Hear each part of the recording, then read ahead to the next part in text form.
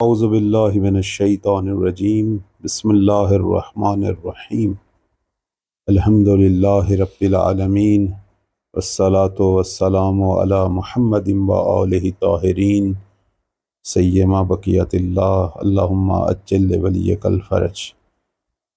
سلسلہ دروس زیارت مبارکہ آل یاسین، ہم اس سلام پر پہنچے: السلام علیکہ حین تقوم، السلام علیکہ حین تقعد، السلام علیکہ حین تقرأ و تبین، السلام علیکہ حین تصلی و تقنت، السلام علیکہ حین ترکع و تسجد، السلام علیکہ حین تحلل و تکبر، السلام علیکہ حین تحمد و تستغفر۔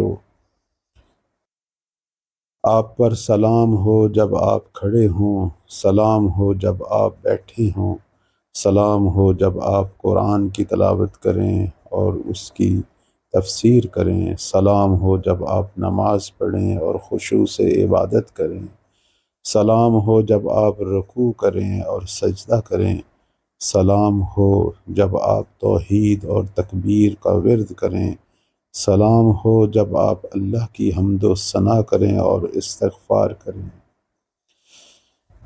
زیارت آل یاسین امام زمان علیہ السلام کے بارے میں ہماری معرفت کو بڑھاتی ہے اور ہمیں بتاتی ہے کہ امام وقت پر ہر حالت میں سلام کرنا چاہیے، حتیٰ ان کی جو عبادت کی حالتیں ہیں ان کو بھی مد نظر رکھتے ہوئے سلام کرنا چاہیے، چونکہ اس وقت حقیقی عبادت گزار اللہ کے آپ ہیں اور نبی کریم صلی اللہ علیہ وآلہ وسلم کی روحانیت کے وارث بھی آپ ہیں۔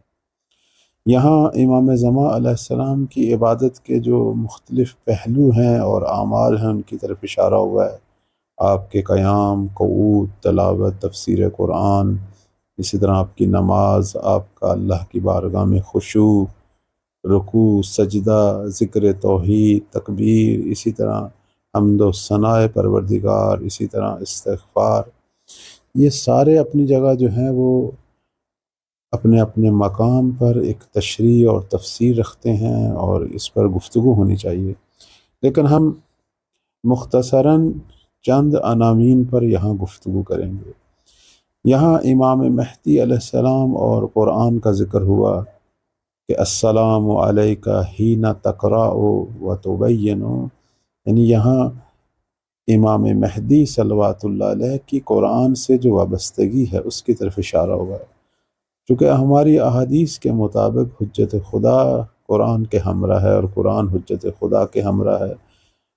حجت خدا قرآن مجید کے حقیقی مفسر ہیں، بلکہ وہی قرآن ناطق ہیں، اور قرآن ایسی کتاب ہے کہ جو ہدایت کے لیے آئی، اور امام وہ ہستی ہے کہ جو ہادی بن کے آئے، یعنی معلم ہیں اور یہی ہدایت کو ہمارے سامنے ہماری فہم اور عقل کے مطابق بیان کرتے ہیں۔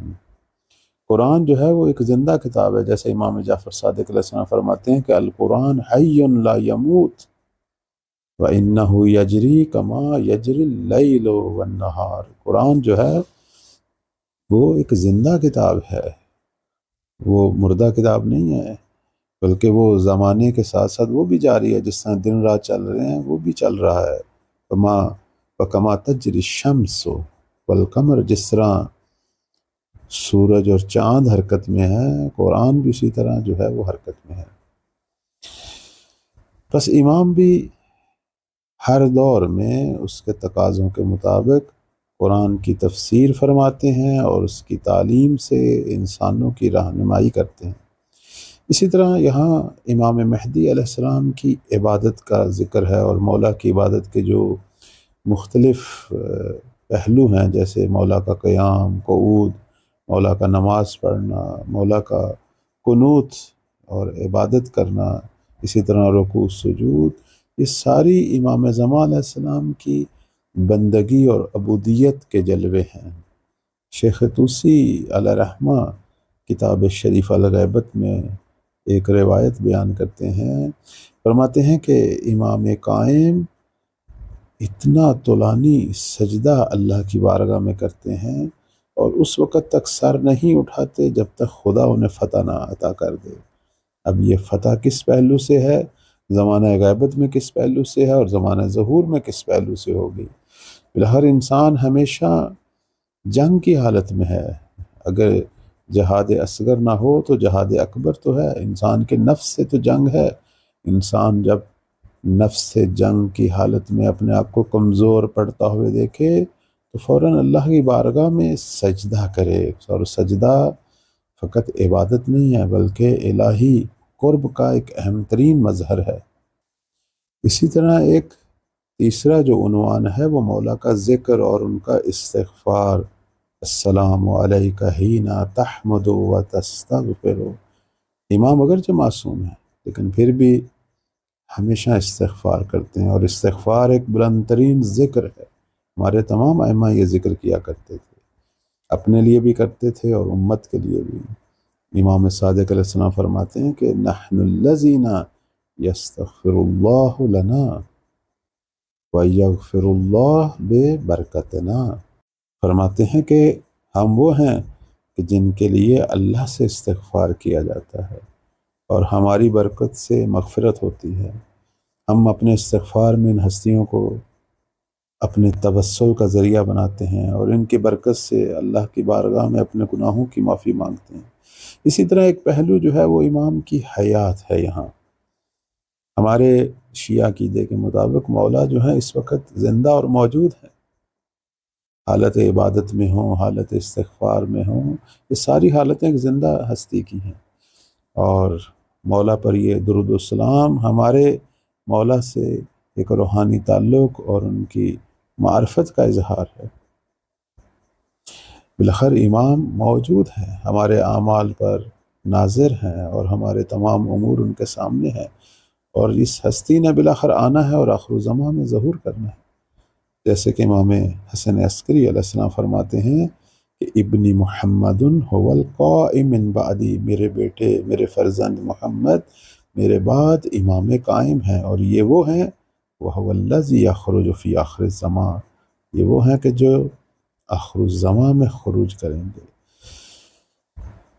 بس خلاصہ یہ ہے کہ ہم اس سلام میں امام زمان علیہ السلام کی عبادات اور ان کی روحانیت کا ذکر کرتے ہیں، ان کی قرآن کے حوالے سے تفسیر اور تعلیم کا ذکر کرتے ہیں، اور یہ بتاتے ہیں کہ امام بالآخر ہر زمانے میں مرکز ہدایت ہیں۔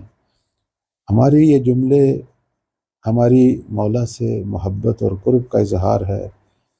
دوسرے لفظوں میں یہ سلام جو ہے جب ہم ادا کرتے ہیں تو یقیناً امام کی نگاہ لطف جو ہے وہ ہمیں شامل حال ہوتی ہے، اور اللہ جو ہے ہمیشہ یہ کرم اور فیض جو ہے ہم پر جاری رکھے انشاءاللہ۔ السلام علیکم ورحمۃ اللہ۔